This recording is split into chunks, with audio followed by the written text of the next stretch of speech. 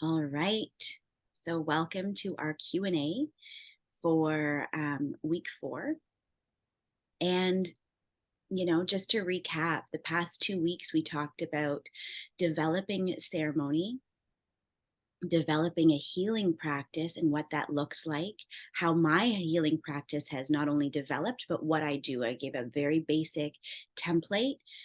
It actually wasn't so basic. It seems basic, but I went into depth with the different parts on how you could hold your own healing, how you can heal yourself or others. And again, I'm using that term healing just for ease. We know it's really so much more. It's presence, it's space, it is, and we're not really doing any of the weaving. We're just extending our practice of being present with ourselves, what we feel, and our sensory perceptions, and listening to the subtle and sharing that with someone else.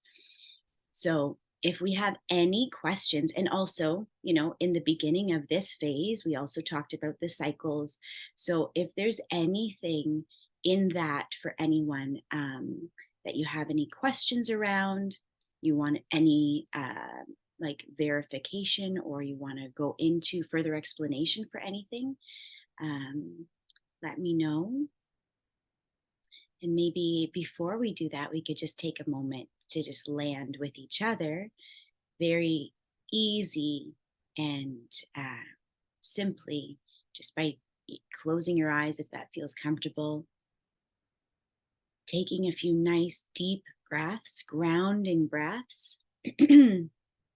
And I say grounding breaths because we're using our breath to help ground us, to help anchor us. Your breath is also a healing tool.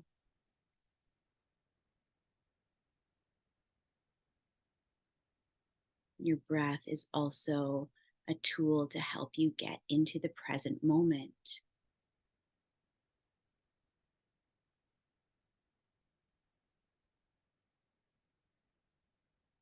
Anytime you move through your day, even in the middle of a busy period, taking a moment to just notice your breath and aim to breathe a little bit deeper, not forced, not strained, just allowing space for more breath that can ground and anchor you in any situation.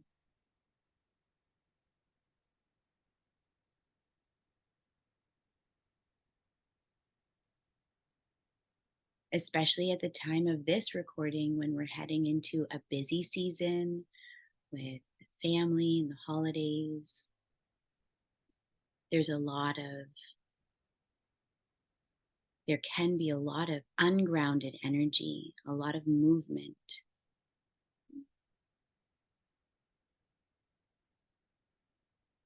A simple breath can help you, can help your friends, your family, your children, your clients.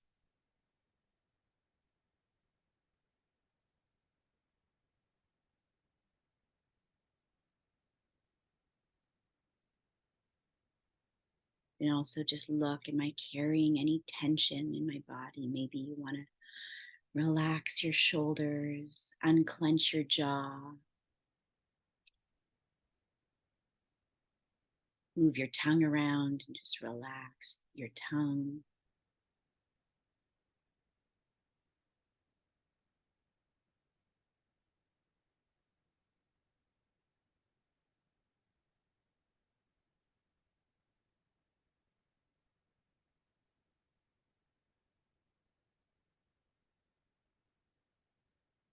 And open your eyes when you're ready.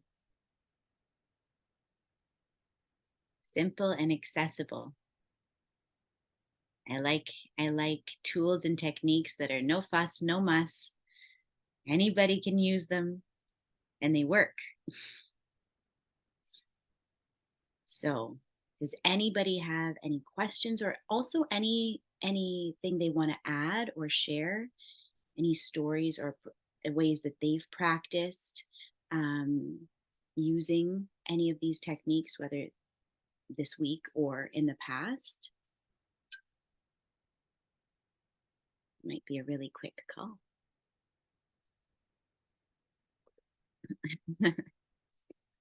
Let me see if there's anything that I can add then.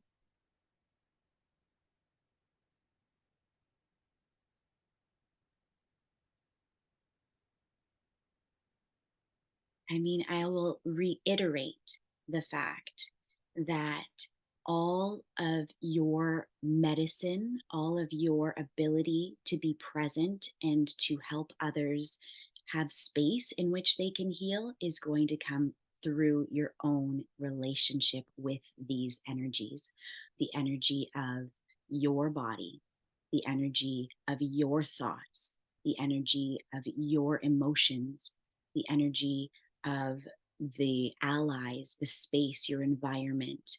All of these things are how you're going to just be able to help others. So never, ever, ever for one moment think that a practice, a personal practice, is either selfish or not important because you need to get to someone else. It is, and we hear this often, especially as parents. It's always, put on your oxygen mask first. But really, there's a reason why um, traditionally medicine people of the village, when we were back in a village system community, were more isolated.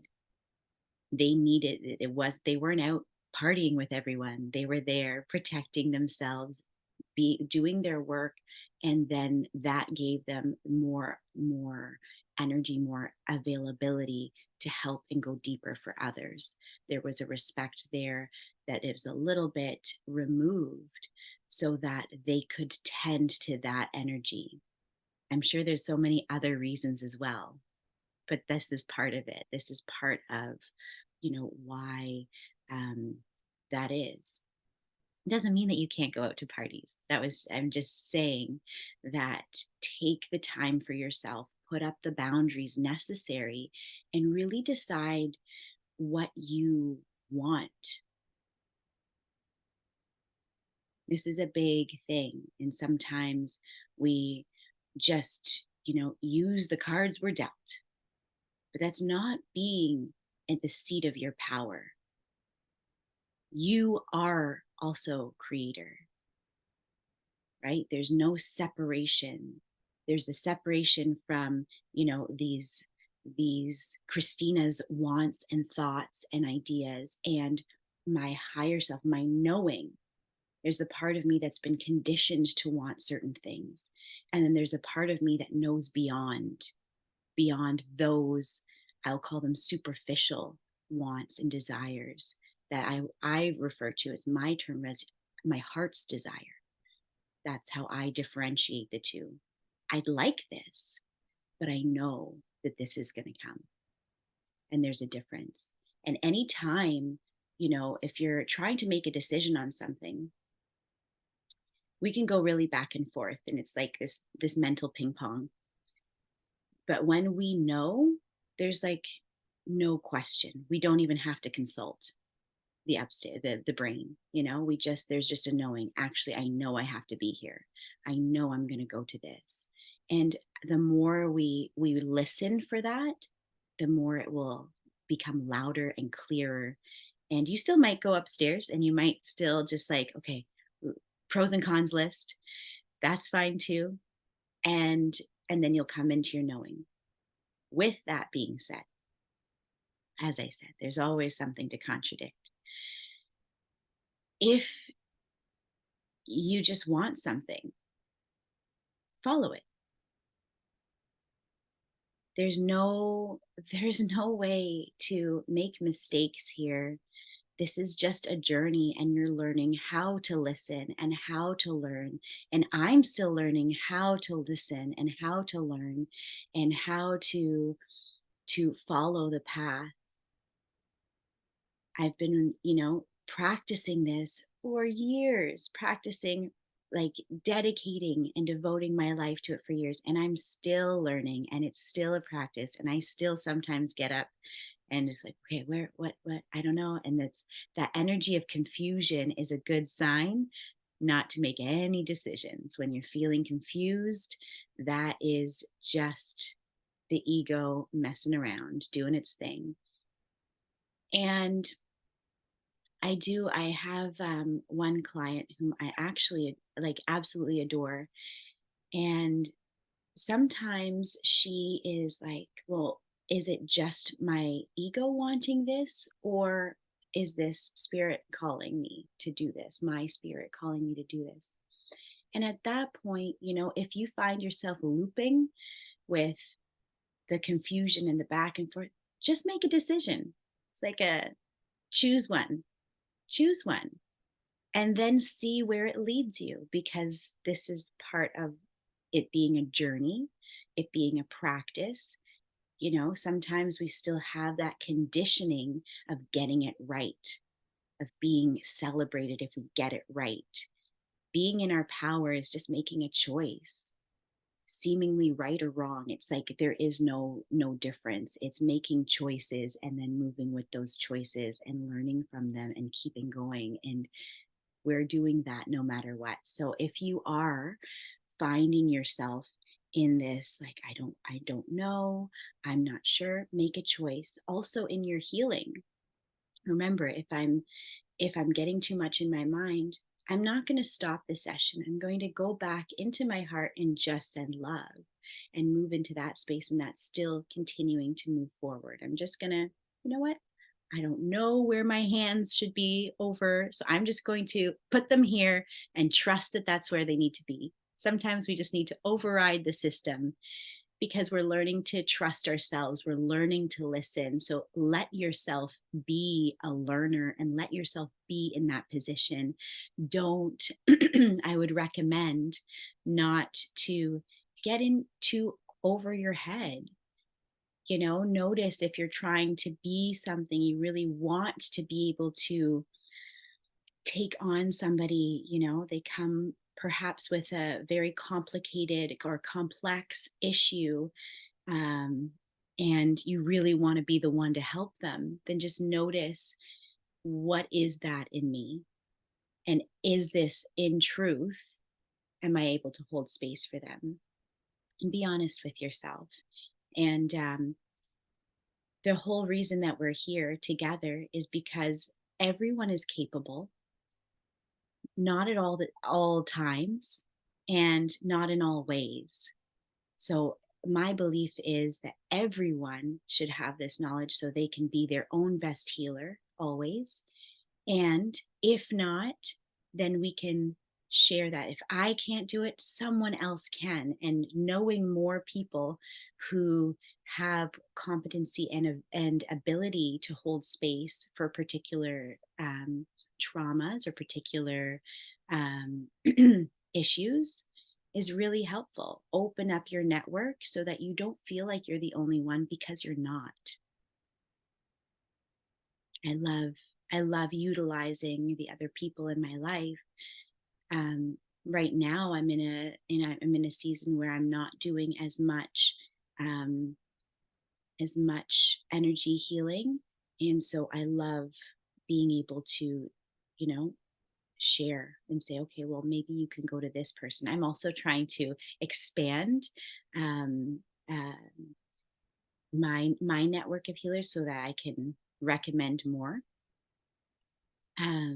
But yeah, even when I was taking on clients, there were certain things that just were not in my forte and not in my area that of knowingness. And I would have learned, but just it felt better to just say someone else can support you better in this. And so again, knowing yourself, knowing where you work, and knowing your own boundaries is also going to help immensely, so that you're not taking on more energies than you're able to clear for yourself. It's always a self practice, right?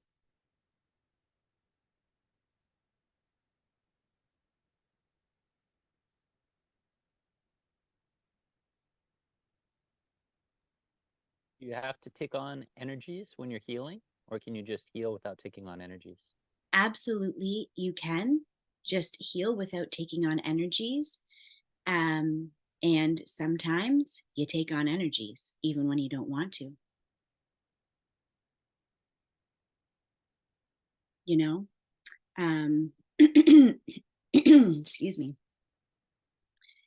Uh, and I don't have an answer for why. I believe there's certain there's certain karma. This is just my belief, my opinion, so you can feel into it and see, what feels resonant with you. But there's certain karma with some people that, and this I kind of alluded to when I was talking about having, like, I have clients, they come in, they leave, it's wonderful. Then I have certain clients where the energy is building before they even step foot in my house, before we even enter into the session. I'm seeing things, I'm feeling things, things are coming up, and I feel that's a karmic relationship. This is something that needed to happen. And even as I say that, I'm just getting whole body chills, which for me is a sign of resonance. It's a sign of yes. And, or truth, I should say. Yeah. There's another way. You'll have your own signs too of like, oh yeah, this feels right. And so this is like, we were meant to be on each other's path at this time to help with this. And so there, even though the intention is always to clear, to block, the reason why I have a personal practice every morning of clearing is because I know that there are energies I'm taking on I don't know, right? We're doing energy work. And actually, excuse me, um, it's clearing for me too when we enter into this space. So imagine if I'm moving into this deep place of presence and spaciousness and openness and open-heartedness and compassion, and that is what's I'm sharing because I've developed such a deep relationship with that spirit of compassion that I'm now able to share that with others, either one-on-one or in a group, for an hour or 8 hours depending on what the healing is looking like. I am being blasted with that compassion and presence for that long. I'm getting a healing too.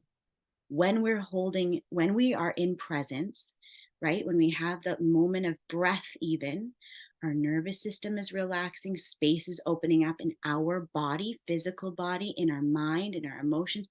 Everything is just, it's turning off for a moment. We're not thinking, everything's turning off. That is the healing. So if you are in that channel, you are receiving just like them in a different way.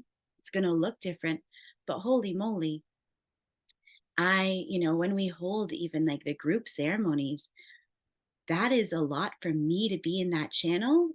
What a blessing. I'm receiving that to let it flow through, but I am the point that it's moving through. So I'm getting it too.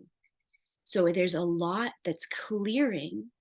And if we have similar traumas or beliefs or those similar energies to be cleared, they get triggered in me as well, because it's part of the upchurn, right? And I don't know if, I'm sure there's a point where there might not be any transference, but I don't know that I believe that. I'm not there yet to say, okay, well, you know, I've done this for 50 years and I can say that, it never, I get I take on no energies. That's not true. Even, when I'm speaking with my mentors, my elders, and they're even, well, I have to be careful. I'm going to go to bed earlier. I'm going to do this because I'm taking on a lot of energy to I'm doing that. And we're moving into a deep prayer and there's going to be a lot of work. Doesn't mean that they're going to be affected. I'm sharing everything I know with you, but I still consider myself quite young on my path. I've done this for lifetimes. I know that. I know what I can share, but at the same time there's still many things that I'm still practicing. Even the things that I'm sharing, I'm still developing them deeper within myself to really have less of an effect. um I'll also share, like we had someone come over to the house last week. He was a beautiful man. We were just meeting him for the first time. He came kind of with another friend, and Hanu, who is a very, very deep, deep, deep, deep relationship with tobacco. And and my kids were home, so I'm usually quite like very protective of that. My kids are super sensitive, but I think it's a story worth sharing. So he took him outside and did tobacco clearing, which is just, I don't want to say just. There's a lot because of his relationship with it. On the outside, it looks like he's just blowing smoke on people, right? But it's a lot deeper than that because of his medicine. And I was starting to feel drowsy because, of course, Hanu is my partner. Our energies are together. So I was starting to get into this ceremony healing space. I was getting very drowsy. I was feeling a lot of things. And I hadn't really done my grounding and protection because, he was going outside and I was with the kids. And so I needed to clear. He came in and he was like, go to the water, go have a shower, right? Because that can help clear as well. And I was like, I just couldn't. Then he went out with his other medicines and really needed to help this man. And we were, doing our thing to, at this point we were aware, doing our thing to protect the space, taking it outside, using the earth elements to help ground. Anyway, well, my two older kids were upstairs. They started fighting. My younger one all of a sudden just started bawling his eyes out. And this was just like this crazy show happening, and now I'm like super alert, and all of this is happening, and my youngest one just started crying and talking about all the moments where he's felt um like there's been an unfair moment in his life. He's 7, and so it was cute because of what he was, but he was releasing all of this grief and injustice and injustice and injustice. And again, it's something that, there's a clear boundary now. We're like, okay, we definitely cannot be doing that even outside of the home when the kids are here. But at the same time, I will say that to me is a sign of a karmic clearing, and it was a family operation. There was purging happening, there was yelling happening, there was bathroom, like my other son, was going to the bathroom for a really long time. He's like, oh my gosh, like it was just a lot of purging. And so I can look at that, I could get mad and be like, well, no, we took on energy, but there was a resonance within each of us for some aspect that we were then clearing through our body. So it was, yes, it was a healing. That man skipped out of there feeling so light and so wonderful. And, we smudged the whole house to then clear it. And my kids had the best sleep ever. And we're back to harmony in the morning. And again, I share that kind of vulnerably because it's not something ideally that I would like. I like to really protect my children. They're children. They're they are my children, so they're very connected and they're very strong medicine people, but they're children, and I let them be children until they're older and develop their own desire on a path. And at the same time, we encounter the sensitivities on the schoolyard, the things, my kids were clearing my kids all the time from the energies that they're picking up. We have grounding practices and all of this too for them, because there is this transference that can happen. And if we can stay out of fear, we take our precautions and we do our things. And if we can stay out of fear, we can see how it's also healing them.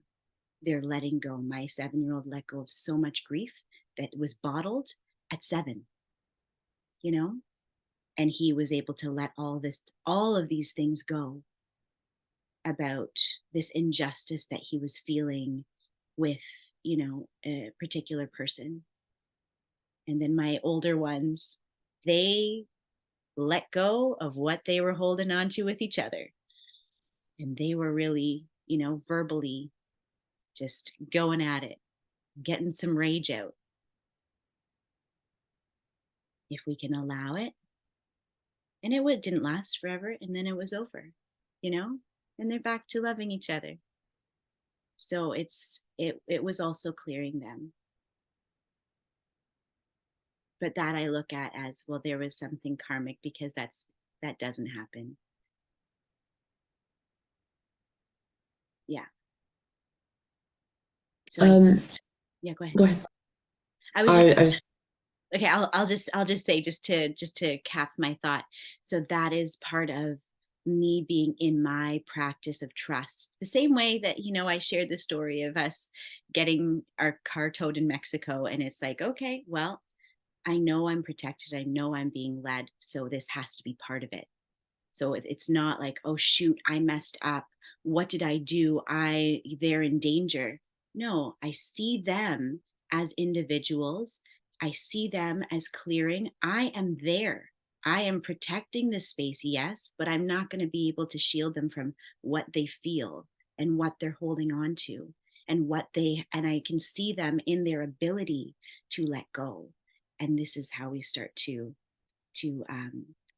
have space for them to also grow and be okay with whatever they're experiencing too. So staying out of the fear is part of my practice of building trust in the mornings and always.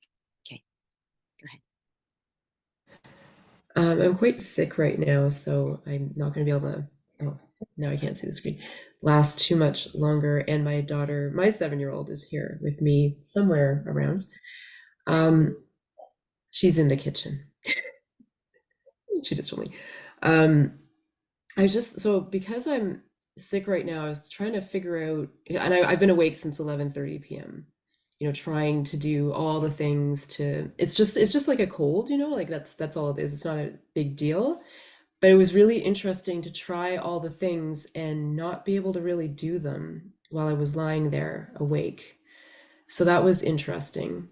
Um, and I'm curious, and so I'm trying to figure out when I'm feeling this crappy, and I know I'm my own healer, but I don't, I'm like drawing a blank, about how to help clear whatever is coming up or whatever is going on with me personally. I'm just kind of drawing a blank about it. Um, so that's what's kind of going on with me right now. And if there's space for it and you're interested, had a very interesting little experiment that I did with I go to an energy healer who follows the Donna Eden energy medicine approach. And how am I going to shorten this story? It's kind of a long story, but I'll just say that there's a Canadian company that has this focused life force energy service. So it's FLFE. And it's an interesting thing because of course we're all like a lot of us are kind of concerned about the energies swirling around, whether they're like EMFs or whatever, or just there's a lot of people and there's a lot of very dysregulated people, and we're trying to navigate this world, right? And so this company offers a service that they can put on a device or an object or your home that's supposed to raise consciousness.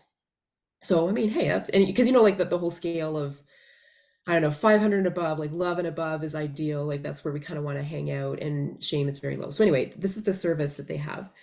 And so I got this thing, and then I go for an appointment with her. And before I even had a chance to tell her, I'd be like, oh, I should tell her that, because for me, it's on a pendant. So I wear it at my heart. That's what the thing that I put it on. I should tell her that I have this thing. But even before I told her, she's like, your aura is just not there, like over the heart area. So it's something that is supposed to harmonize energies, do all this good thing, but she noticed that, and then we did a test with the copper divining rods about my aura, and it was like it was gone where it was. So I went off and she said, "Look, I don't know this technology well enough to fix this or to advise you. I'm just telling you what I'm observing here, and you saw it yourself when I used these things."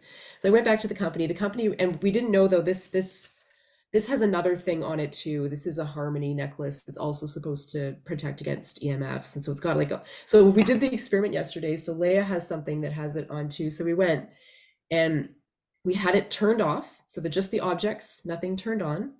She tested us, we're fine. And she tested us, she tested me with this, and the FLFE not turned on it, and was fine. And as soon as we turned it on, because you do it through the, like, there's a portal, you turn it on, boom, it's a whole. And then we tested it. It was almost like I'm gonna draw like on the screen like this, gone from the, not just collapsed, like gone front and back. And then we experimented with moving it around and figured out exactly where it was. So anyway, it's just the kind of thing where, here we are, like I was just trying to use something that I thought would be better for our energies. And you really have to be careful because, I mean, I'm going to go back and forth with the company, but it seems like a bad thing to have your aura just gone wherever the object is on the body, right? So anyway, that's my little story of investigating energies. And maybe, again, I think this is why I'm here, and this is why we're doing these practices, right? We're trying to figure out what we can do, even if this, like these founders of the company, really meant the best, and they're trying to do things for people who aren't doing this kind of work, right? I think the message for me is that I need to just keep doing these simple practices and trust my own aura, trust my own energy systems, and my own protection from my allies. But anyway, I'm just offering that as a thing, interesting thing that happened yesterday, just before I got sick. Thank you. That is very interesting. The first thing I'll say, and I'm gonna respond to the first part.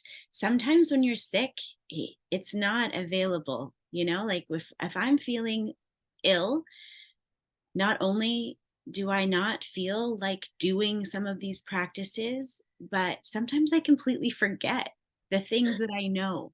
I went to school for herbalism, and I'm like, what should I be taking again? Like something like lemon and ginger, which could be, you don't even have to go to herbalist school to know about lemon and ginger, but like it's just, that's part of it. Everything's shutting down to heal, right? So my mind's shutting down, my body's shutting down. It just wants, the energy wants to go towards healing. So it's not thinking. That's when you lean on others. This is why it's good to know other people. Yes, you're your best healer, but sometimes it's just kind of nice to have someone else, wrap you up in a blanket of stars. Or sometimes you don't, maybe that's just your body saying, do you know what? I don't need anything but a break.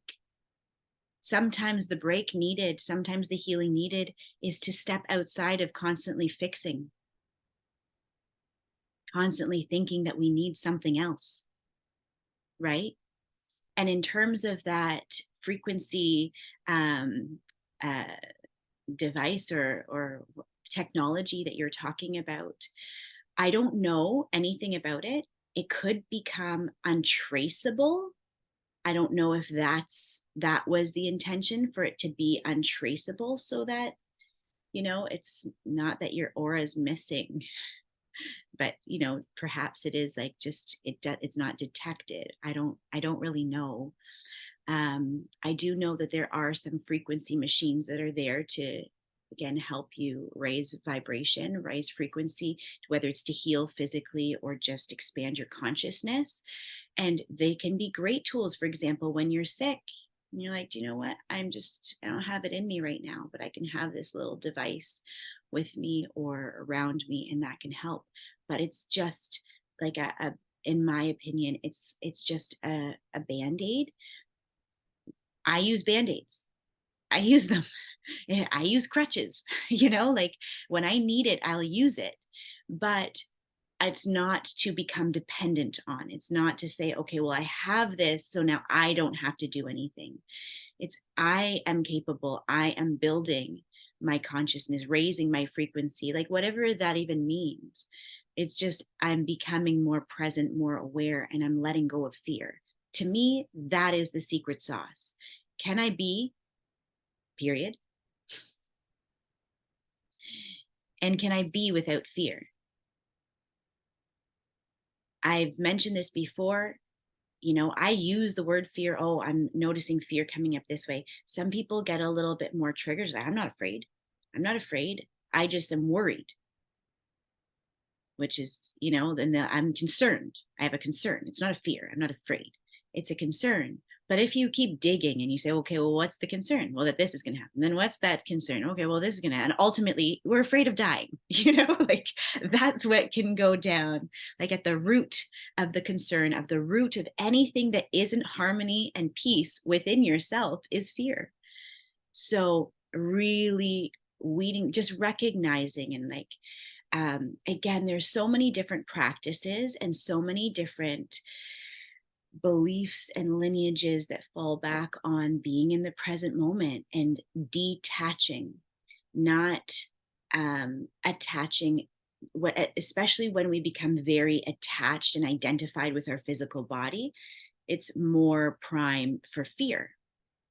More things can go wrong if I have this that I have to protect.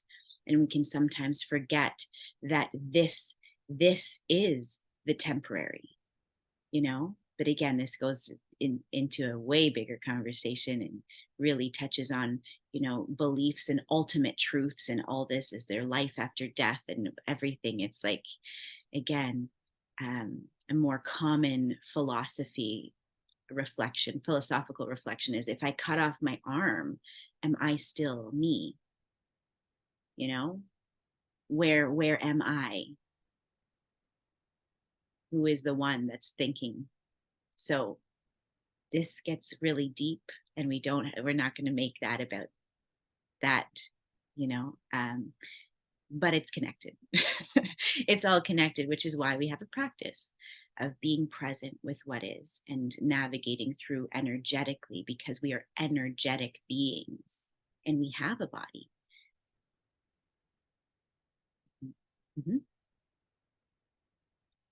Um, yeah, I just have a comment slash sort of question exploration that connects what we've talked about so far today, going back to this idea of taking on people's energies and protecting ourselves.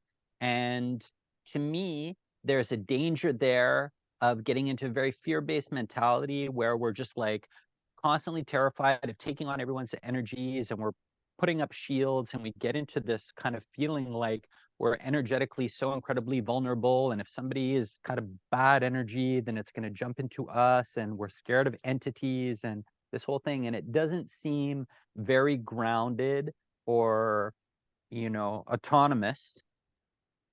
And I and I'm not saying I know the answer, but even the way you were explaining it as a kind of a karmic thing and something being triggered, this resonates more with me than this idea of something being actually taken on. It's that there are seeds, we meet someone, and everybody's constantly bringing up in us what needs to be healed and what needs to be cleared in us.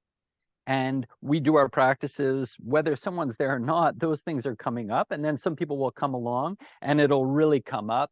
And we often have a tendency to blame the other person or say, oh, they did this and that's why I'm feeling this way, or this happened and that's why I'm feeling this way, as though, you know, it's coming from somewhere else. And so anyway, there's just a question mark around that. And at the same time, I'm not saying that we don't need to pay attention to our hygiene and have those practices. Yes, but I think that it's great to also, just be grateful for people triggering us, and also just seeing them also in a larger sense as different aspects of ourselves, and bringing up things that are just there to be loved and healed, so that we're not, again, just fear-based in our interactions. And so anyway, just put that into the space, and I don't know if you care to comment. You're right. You get like that's it. In the shamanic world, there's so much fear. I've seen it in almost all of my teachers, and I questioned it for myself. And really, after doing a lot of shamanic and energy studies, then studied non-duality. And which, went from entities over here and I can't be around this and I am so sensitive to this. And even, even with EMFs and everything, as I was getting more aware, I was getting more sensitive.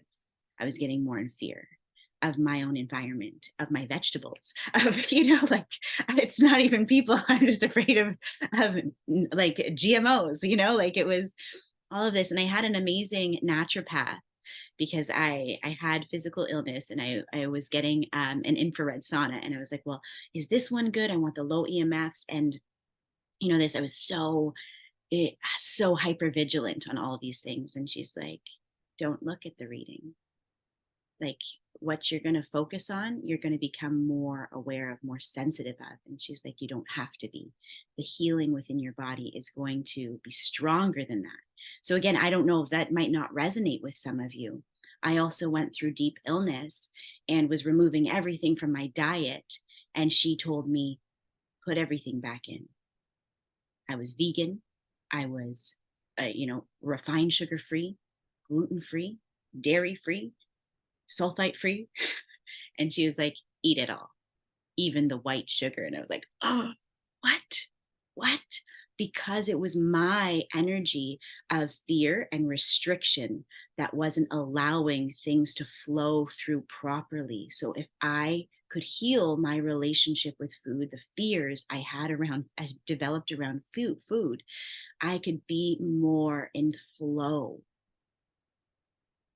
Now, this isn't medical advice at all, but I'm just sharing, for me, that's also part of it. It's also, the more we become aware of these different energies, and you're right, if you're feeling vulnerable, like a sitting duck, and like, whew, an entity can just jump in anytime, then how is that being in peace? How is that living in love and truth? And we have discernment because we are in these bodies at this moment. We are everything and nothing. And right now, this is kind of our vehicle to get us through. So there is some level of protection, right? I'm going to put boots on when there's high snow out. It's not because I'm afraid of the snow. It's because if I'm walking around, I'm probably going to lose my toes, So I'm going to take the necessary actions to protect this. If I know that someone is, we could label them as toxic, but we know where they're just in a process. They're in their process. And every time I hang out, I feel drained. Every time I get on the phone with them, I might feel drained. Sure, that's a fact. That's something in me, but I don't need to do that to myself all the time because I walk the beauty way. I don't need to force myself into these uncomfortable situations. Say, I'm going to heal everything. I am everything, and I'm going to heal everything across all of my, millennia of lifetimes. No, there's 24 hours in our day. I'm going to do what I can. There's this life for however long it lives. I'll do what I can in a balanced, loving, compassionate way to myself without forcing myself. And yes, I say thank you for everything that comes in. And I work on staying out of fear because, again, in this line of work, you are exposed to more energies than you would maybe normally. And maybe that's not true. Maybe I would be exposed to these energies even if I wasn't having clients coming in every day. Maybe my life would look very different and I would still have these energies. So who am I to say that? But I know, okay, so another thing that was taught to me by my Vedic teacher, actually, and the Vedas are these old books in Sanskrit from India. And so I study with a man from India, and he was saying that as a healer, even as him as a teacher, we're interrupting karma. That karma needs to go somewhere. And so we don't take it on. We have our clearing practices. Yes, that can be seen as fear-based if you get too afraid of what you're doing. I made a choice. I still do what I do. And I just put my boots on. I clear my body. I clear energetically, just because I have an awareness of what's happening. Do we know anything? Is that really true? Is that karma, is that really coming onto me? I don't know. I don't know. But it's another way to look at it. And what I'm sharing, when we talk later on too about entities and different energies and all of that, I'm just sharing what I learned. You get to decide what you believe in and what you want to do, because as I said, what the way I practice now is so very different. If you are looking for entities, you will find them. Then I also went into a phase of the unboundaried self. Why do I need boundaries if I'm everything and we're all connected? And that's also interesting in having a body, a physical body, to just go through, well, why do I need boundaries? What am I protecting? Am I protecting this? Am I just afraid that this is going to die? But then there's also that, can I respect this enough that I'm going to care for this as best as I can? Not because I'm afraid of losing it, but because I honor and respect myself. And I'm treating myself as the source. And I'm devoting myself the way that we see others devoting to a guru or a deity or God and praying. This is what I have. So I'm going to respect it. I'm going to honor it. I'm going to protect it as best as I can. Again, it's temporary. It's not a protection because I have to keep it and I'm so afraid of losing it. It's just, you know what? I'm going to protect what I have. And if something happens, then that's where the trust comes in. Well, it must have to happen. And also having boundaries is compassionate. It's compassionate to other people whose intentions may be more or less appropriate, or you just feel, oh yeah, I'm getting a yes, I'm getting a no, and you're in your intuition and something doesn't feel right, then it's compassionate to say no, thank you, or to have a boundary that's gonna help other people. But I feel like it's, for me, it's like, what's my home ground, or what am I, or who am I? Where am I coming from?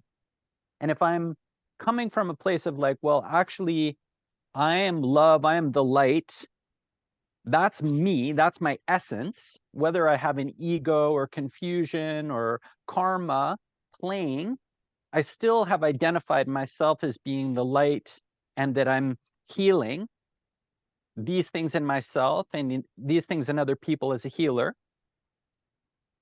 So then that's different. That's coming from a different place than being afraid. Like, so an entity is coming at me. Now, am I just in self-protection, in my ego, as my ego, a spiritual ego, afraid, putting up, boundaries? Or am I coming from, okay, I'm the light, I'm love, I have an ego, I experience fear, but I'm healing these things in myself, and I can have actually compassion for the entity instead of trying to get rid of it or banish it. Banishing an entity out of compassion and banishing it out of self-protection are two very different energies. So that's where I feel it's like, where are we coming from as the ground is so important. Completely. Yes. And we are the light and we are the darkness, right? And especially today, the day of the winter solstice, it's even more true. And there's the beauty in the darkness as well. It's everything. And yeah, so, and again, in the next phase, we'll get into entities more, and I'm sure we'll have wonderful discussions about it. So I won't say too much about that, but you get to decide. I've said, I've shared my journey and what I know, how I, am able to move energies, shift energies, sit with energies, and be with energies with this love and this compassion. And some people roll their eyes at it and they want to go entity chasing. their bag over their head and their arrows and their, and that's where they are. And maybe that's more exciting because you want to do something. I want to catch something or fix something or rid ourselves. And again, we get worried about, well, all of the energies that are happening, it's all, everything that you're experiencing, everything that you're seeing is within yourself. It's seeing these different pockets of like, oh my gosh, that's that group's hanging out there, and that group's hanging out there. So as without, so within. Everything we see, whether it is the battle, the war, the fighting, or the beauty, we see it because it's within us. But then can we also be careful that we don't think, oh, because there's a war out there, that means there's something bad in me that now I have to kind of like, micromanage. And another thing, we can be so kind of, I don't know, like we see something outside, we think it's in us. And then we're like constantly working on ourselves, like there's something inside us that's wrong. And we're taking everything as some message that there's something inside us that's wrong that needs to be fixed, Yeah. which again is so stressful, and it never ends. It never ends. There's always going to be something to fix, always something to improve until you decide, okay, no, I'm the light, and all of this stuff, yeah, it's within me, as everything is contained within an unconditional love. As opposed to a problem in me that I have to fix eternally. And it's the self-narration. That's the only difference that changes it, right? I can observe what's going on in the world, and I can recognize that I am carrying an aspect of that, which is why it's there, without this fervorousness to like, I must heal this so I can heal everyone else. That's not it. It's just, I'm seeing this, and I'm going to continue to work within myself, in my own time, in my own way, to let go of fear and to allow what is. As the trees start to drop their leaves in the fall, I'm not trying to attach them back. No, you're a tree, you deserve to keep this leaf. You are beautiful, you are whole, don't you dare think you need to let go of this. Can I allow the tree to just drop the leaves? Can I learn from that? A different phase, a different stage, and then be witness to the regrowth. Instead of constantly trying to fix everything, can I be with what is changing? And this is, again, I brought up, the issues that are happening in the world, and that can be a harder example. And we do what we can, and then can we accept? I think someone here shared, a few weeks back, we were having this moment of grief, and really, really grieving. And she, does her techniques and does all the tools and the things to try to move it. But finally she was like, can I just be with the grief? Can I just sit on the couch and just cry? This is how I'm showing up today. And in that, she found peace. Yeah. Such a perfect example. And I'll use it again and again and again as I need to, because that is being, period. And being without fear. Yeah. Right? That's what all of this comes down to. And what we're doing as quote unquote healers is we're helping people be without fear. If I'm not afraid by their diagnosis, that's one less person. If I'm not afraid by what I'm seeing, oh, there's some entities, there's whatever, I'm not afraid. No need to worry. It's okay. It just needs to move out. It's just something that we attach to. It's just something we saw. It's just something we experienced. It's something that you believe. I'm not in fear of it. It's there.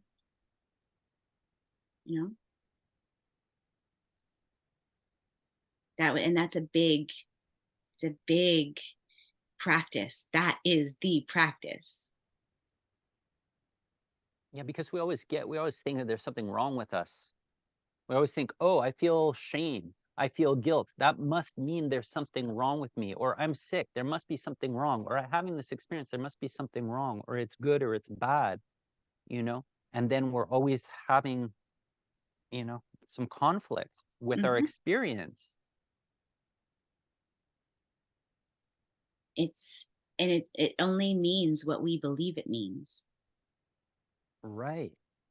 And what if Everything. there's nothing wrong with anything? What if there's nothing wrong with feeling those things? What if that's a sign of, healing? What if it's a sign of transformation? What if it's a sign of liberation? What if it's a sign of evolution?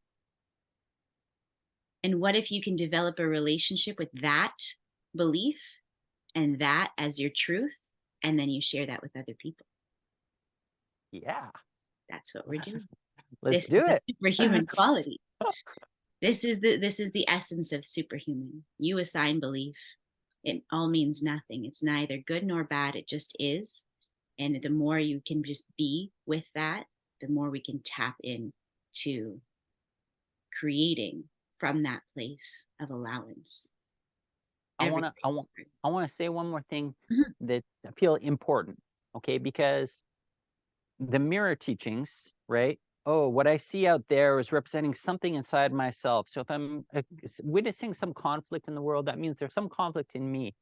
Now, I've been blessed to receive a teaching about this mirror teaching, and spins it. It turns it around. And what if you witnessing something in the world doesn't mean it's unresolved in you? What if you're the light and the love that's here to heal that? And, you know, uh, because then otherwise you would say, well, any sage or enlightened master that's been on the planet, they come into a body, they come here to help and heal people and to awaken people. They're meeting people who have, problems all the time. Every time they meet someone with a problem, does that mean that they have that problem in themselves? I don't think so. No, I mean, that would be an assumption, either way it would be an assumption. But I'm just saying, doesn't necessarily have to be that, or could you just be the witness? Could you be the light that's transforming it? Why does what you see have to mean there's something wrong with you or something to fix in you? I think that's the perfect way to end that question. What you see doesn't mean you need to fix. Doesn't What you see doesn't mean you need to that it's wrong. And that's where we need to shift the belief. And my belief, my opinion is any enlightened master knows that. And so it's a reflection what we see in the world, but they don't see that. They Mhm. don't see something to fix and they don't see something wrong. That's That's beautiful. the difference. Love it. But I we love are that. everything. So we're not separate from it. That's great. And if it's in you because you are limitless, infinite, and it's arising within you, only to be seen, only to be loved, only to be revered as an expression of divinity. Mm-hmm. So again, it's like if I'm seeing it, can I accept that within myself? It's not if I'm seeing it, there's something wrong with me. Yeah. If I'm still seeing conflict, can Uh-huh. I accept conflict within myself? Nice. Yeah. Yeah. Until Yeah. it's no Yeah. longer a conflict. It's no longer, we, even when we're talking and I'm saying Sure. Yeah. toxic, like we label, Yeah. but Yeah. Yeah. Yeah. Yeah. I don't see the toxicity. We don't have to see the toxicity. We develop more compassion to say, okay, well, if this is someone attacking someone else, I can Yes. actually Yes. see um, the withdrawnness, or I could see the isolation in someone that leads them to act in particular ways. I can see the fear within them that leads them to act in certain ways, but I don't see the like the violent person. Yeah. Yeah. Yeah. it's no Yeah. longer what I'm seeing. And Yeah. so the more that we accept parts of ourselves and recognize, oh, I acted in this way out of shame because I was feeling this, I was feeling fear around this, and I felt ashamed. And it's okay. I don't need to feel shame. And I heal that within myself. When someone's sitting with me and saying, well, there's so much shame coming up, I'm like, oh, why? Like, it's okay. It's the same, but it doesn't have to be that. Like, you don't have to be that. It's just this undoing of our own beliefs within ourselves and our own acceptance within ourselves constantly until we are changing the world we see. Correct. That's beautiful. Yeah, that really helps a lot. That something went off. I got a clarity there in the sense that, yeah, as we kind of see it more with unconditional love and we see the goodness and the light within even the dark situations, then, you know, there's less judgment there. There's more kind of a purity of perception. And with that as a path of seeing it, actively seeing it that way and honoring the light that's there, the light in the darkness, then gradually the perception actually changes, and then the world around you changes from the inside out And there's as less a result. Yeah. there's less threat, there's less fear, you know, in the world there, because you're not afraid of it. Yeah. You're not feeling attacked constantly. And so that shifts how then you see the world and how you walk through the world. Again, a very basic example is you see people walking barefoot. Fine. They're not getting injured.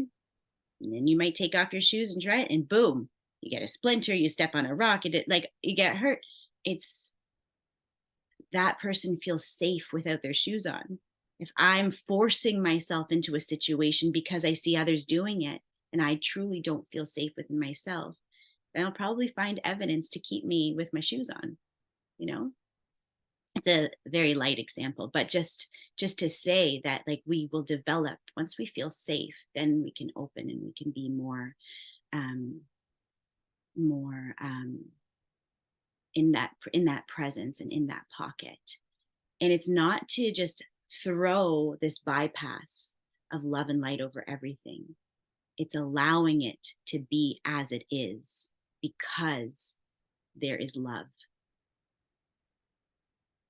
It's allowing, really allowing, because we can easily do that too. Like, okay, this isn't happening. You know, lamps start floating. Like, no, it's all light and love. Like, it's okay. It's like, okay, there's fear here. I'm noticing fear here, and this is happening. But I'm going to remind myself of the ultimate truth that, like, I am protected and I am safe within me. So anything that's happening around me, it's going to be okay. And I can calm my nervous system down and get into that space. That safety is the love. That safety is the truth, you know, as opposed to, no, it's all fine. It's all fine. No, I'm seeing as it is, and it's fine. Mm-hmm. And it's a tough practice, especially with people. But it's beautiful because then it allows people to be themselves without you needing them to be different so that you could feel safe around them. Correct. Right? Yeah. And Totally. that's where the discernment comes from. So I see you as you, and I still prefer to be in a separate room because it's easier for me to love you there. Mhm. You know? That's right. That's why some relationships, from friendships, they don't last. It's not because one person has to be the bully or the bad guy or the villain. It's just because this energy I'm no longer available for that particular energy. I don't do that to myself anymore. I see you as you, and I want to honor you, and I'm going to go over here so you can still be you. Correct. And going back to like the sugar and throwing everything back in your diet, there's a difference between, okay, being at peace and then choosing things to support yourself as you go through this purification and as you look at the deeper attachments and fears, right? And then you're deciding, okay, I'm going to, you know, nourish my body in a certain way, as opposed to, oh, I'm going to use these things to change how I feel because I don't like how I feel, or I'm going to change the outside because I want it to be the way I want it, which there's no real peace in that, as opposed to that, you know, the opposite, just like, okay, I'm going to be at peace with this. I'm going through this thing. This is showing me where I can evolve and grow. and I'm going to support myself with these tools to the beauty way, I guess, in your Yeah. terminology. Right? Yeah. I'm not going to associate healing with refined sugar. I'm not going to say, well, that is what heals cancer. I'm going to say that is what I needed at the moment to let go of my own fear that was creating Mhm, restriction and mhm, was creating tension. mhm, I needed that. And then when we do that, we see, oh, yeah, there's no bad guy. It happens, things happen within us to help us evolve, to help us let go, to help us see what's still there. It's just like a little tap on the shoulder, but we can really take it again as a life sentence. We can take it as a something, I've done something wrong, right? That's a lot of the times what it is. I've done something wrong. I did something to deserve this. This is part of the the the trick of having ownership and taking ownership for what we see and what we experience in life. Like somehow I deserve this, or I called this in, not consciously. Not consciously, I didn't. No, it's there. And can I learn to accept it? But, anyways, we keep, echoing the same point. So, lots to think about with today's call. What I thought was going to be a short, no question. Thank you for all of the musings and the ideas. And I'll leave you with that. Um, and we'll see each other for the next phase in a couple of weeks. Have a great time off to integrate. And okay, let me stop this recording actually.